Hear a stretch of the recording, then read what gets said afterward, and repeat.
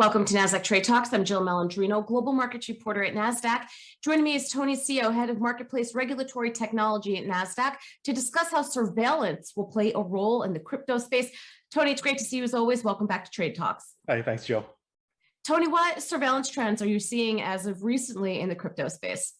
Well, I think everyone's watching the exciting Coinbase debut that happened recently.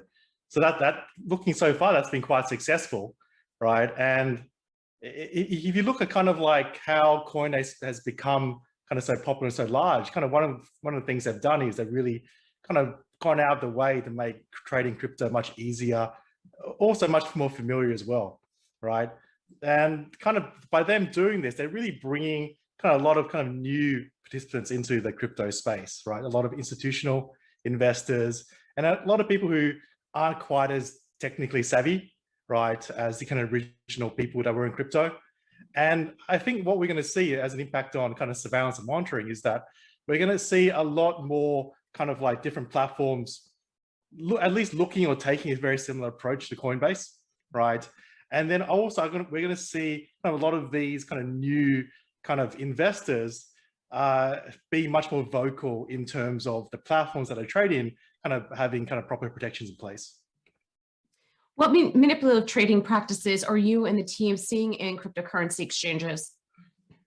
Well, we're seeing like a lot of the behaviors that we've been dealing with so far in financial markets, right? So what we've seen is a lot of people who essentially take kind of like some of the different kind of types of fraud that have been on financial markets and essentially transfer them across to an asset class which doesn't quite have the same level of maturity or the same level of oversight protection in place.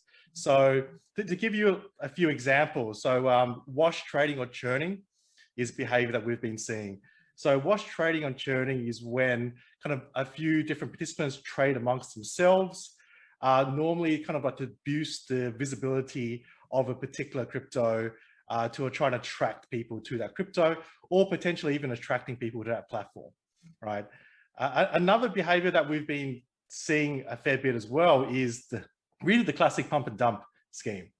So this is something that was made quite kind of more well known in the movie The Wolf of Wall Street. That was the behavior that they were doing in that movie. And here what we see is people essentially pumping up the price of a crypto, either by buying into that crypto or by promoting it very heavily across social media.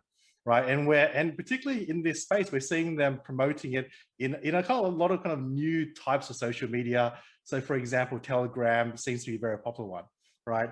And these people already have a large investment in that crypto, right?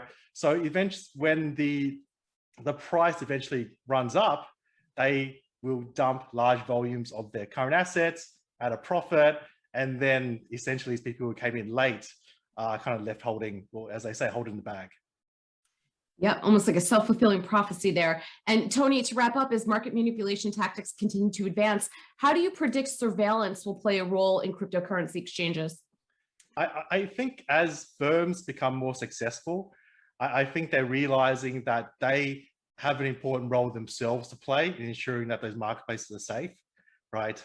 And I think we're going to see them putting more manpower and money into themselves proactively stepping out these practices, right? The people who are starting to trade crypto right now have a much higher expectation on the platforms keeping the trading both safe and fair compared to kind of a lot of the people that were trading crypto in the past.